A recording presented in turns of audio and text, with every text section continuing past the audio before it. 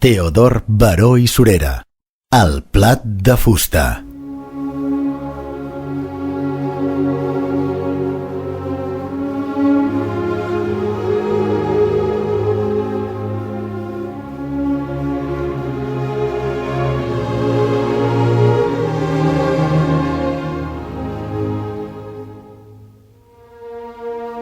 Un cert home va envellir i com més els anys venien, més les forces li fugien i al fi no es pogué tenir.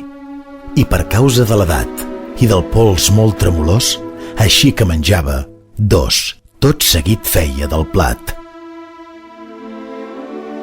Percebut deixo de banda com per tal causa posava les estovalles, vessava quasi sempre la vianda. El seu fill, cansat d'això, i qui és el vell oblidant, Déu cremat. D'aquí endavant menja el pare en un racó. Tanta trencadissa assusta i més no es pot aguantar.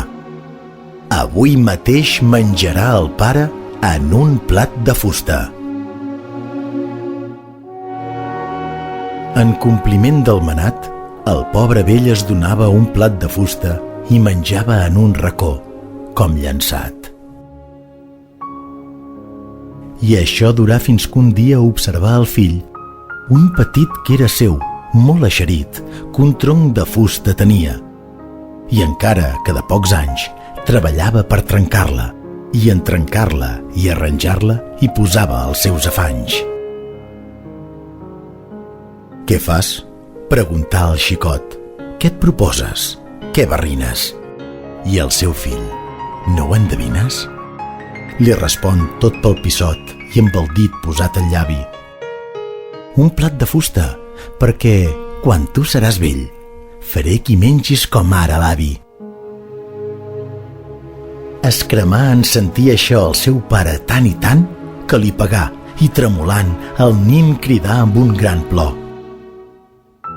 Com veia que el pare teu li donava semblant plat, jo fer-ne per tu un he pensat perquè tu ets el pare meu.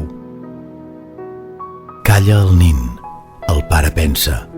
El seu fill dona un petó. De l'avi se'n va al racó, li agafa el plat i me'l llença. I amb commoguda paraula mana com un desagravi que en endavant tingui l'avi el lloc preferit a taula, i ho mana perquè repara que és exacte i ben segur que el fill es portarà amb tu com tu et portis amb el teu pare. Si ets bon fill, bons fills tindràs. El teu exemple aprendran, que és molt veritat el refrany: tal faràs, tal trobaràs.